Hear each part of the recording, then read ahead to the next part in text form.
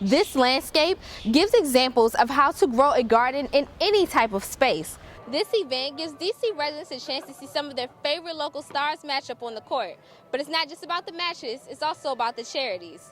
Passing the torch is one thing that the Penn State women's soccer team will have no problem doing after this season. The protest today was about the Inglewood flyover and much more. If there's one position that the Wolverines are certain about, it's sophomore quarterback Denard Robinson. Speakers at the ceremony referred to the Montford Point Marines as a small group of giants. Giants that paved the way for Marines of today and the future. The Penn State-Northwestern matchup is not just a normal game. If the Nittany Lions grab the win, Joe Paterno will hit another milestone in his career at Penn State. More than 50 years ago, the Montford Point Marines fought through discrimination and segregation to serve their country. They were the first African Americans in the Marine Corps. And on this Wednesday in the nation's capital, they finally received the respect they deserve. They were honored with the Congressional Gold Medal, the nation's highest honor for a civilian. The moment brought First Sergeant William McDowell to tears. This day,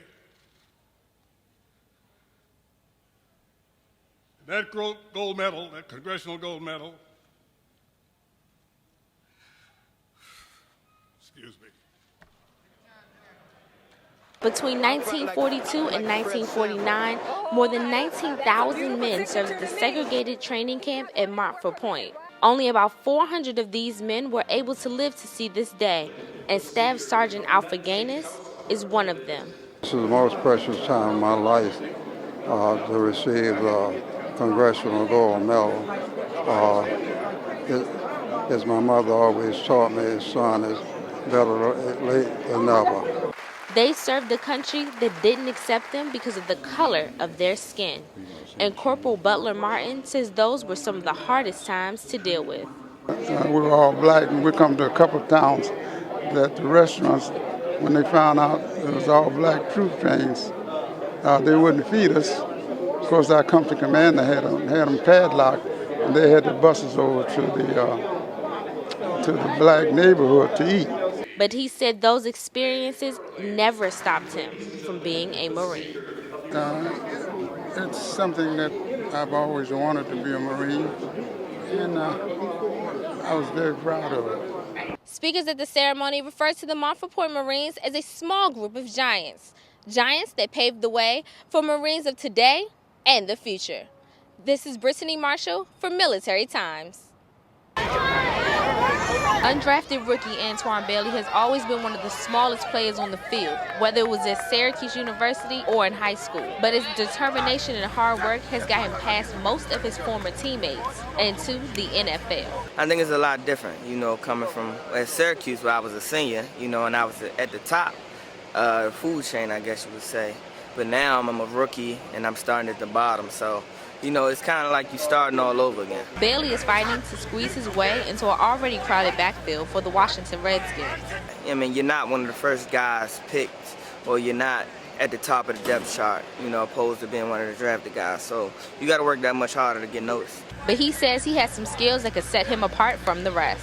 For me, it would be in the passing game, rather that's catching the ball or blocking and pass protection. So I think that's my special niche. Bailey grew up less than 30 minutes from FedEx Field, and he has a huge support system from his former high school teammates, family, and friends. I don't think it is any pressure, because, these are the same people that have been watching me play football all my life. At the end of the day, the stakes are higher, but it's football at the end of the day. Bailey wants to make sure that Maryland will continue to be his permanent home, and that on September 9th, when the Redskins open their season versus the Saints, he wants to make sure that he has a permanent position on the team. Brittany Marshall, Medill News Service.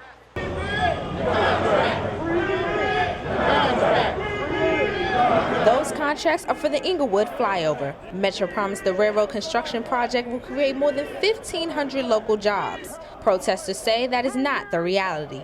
James Teague, resident of Chicago, says the community is being left out. We need jobs, and they need to rebid their contracts so we can have jobs in our own community. State Congressman Bobby Rush, Alderman Roderick Sawyer, and more than 100 residents protested outside of Metro offices. According to Rush's staff, Metro is preparing to award less than 1% of the awarding contracts to an African American company.